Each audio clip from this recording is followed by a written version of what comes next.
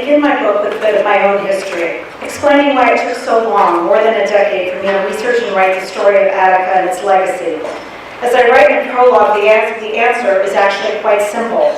The most important details of the story have been deliberately kept from the public. Literally thousands of boxes of documents relating to these events are sealed or next to impossible to access. And yet Attica survivors refused to remain silent, and thus, thankfully, the story could be told via them. And also, very thankfully, thanks to two incredibly lucky breaks, I eventually managed to see critical files and wrenching artifacts that finally illuminated to me the full horror and hope of Attica, stories that even the survivors did not know. Notably, all of those files and artifacts have since disappeared. But as I pledged to the reader, all that I learned in those documents can't be unlearned, and all of the boxes of bloody Attica clothes and heartbreaking letters written by Attica's prisoners that I saw can't be unseen. And so my book begins. The first passage I will share describes the very first night of the Attica Uprising, as nearly 1,300 men have just found themselves quite suddenly waging one of the 20th century's most extraordinary human rights protests.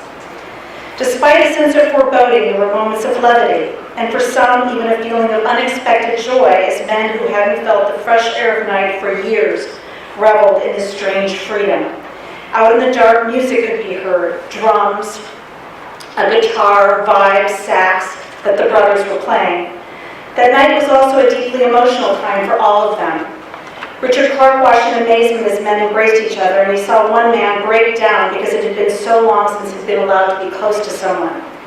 Carlos Roche watched as tears of elation ran down the withered face of his friend Owl, an old man who'd been locked up for decades.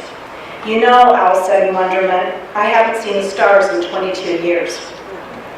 While there was much trepidation about what might occur next, the men in DR felt wonderful because no matter what happened later on, they couldn't take this night away from us. What happened later on was that the state of New York decided to retake Attica with unimaginable force. And this from that section. Up on the catwalk, prisoners and hostages alike waiting with hearts pounding for what might happen next. Wobbling slightly, hostage Mike Smith began having a serious discussion with one of the prisoners by his side, Don Noble. With the minutes ticking by, Mike and Don both expressed deep sadness that the last 4 days had come down to this. They made a solemn pact that if anything happened to either one of them, they would find the other's family members and make sure that they knew how much they were loved. Mike told Don about a note he'd managed to pen to his wife Sharon, now hidden deep in his wallet. Don promised to deliver it if they made it out alive. Seconds later, Mike Smith and Don Noble heard a sound that sent a chill down their spines. It was the ominous roar of a helicopter, its blades revving up. Besides being able to hear it, Mike recalled in horror, you could actually feel the concussion of the propellers. And then more than 600 heavily armed and angry troopers and corrections officers stormed Attica. What followed was literally a bloodbath, a massacre. And then for the next many days, months, and decades, I hope that the reader witnesses the most incomprehensibly thorough state effort to protect its own unfold, to make sure that no member of law enforcement would ever be held accountable, and that Attica would be forever associated with the savagery of prisoners, not the police.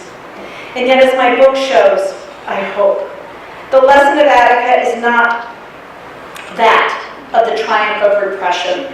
Rather, it is about the quite incredible power of resistance. From the epilogue. America's incarcerated people have never stopped struggling against the country's most punitive penal practices. The Attica Uprising of 1971 shows the nation that even the most marginalized citizens will never stop fighting to be treated as human beings. Attica testifies to this irrepressible demand for justice. This is Attica's legacy. Thank you.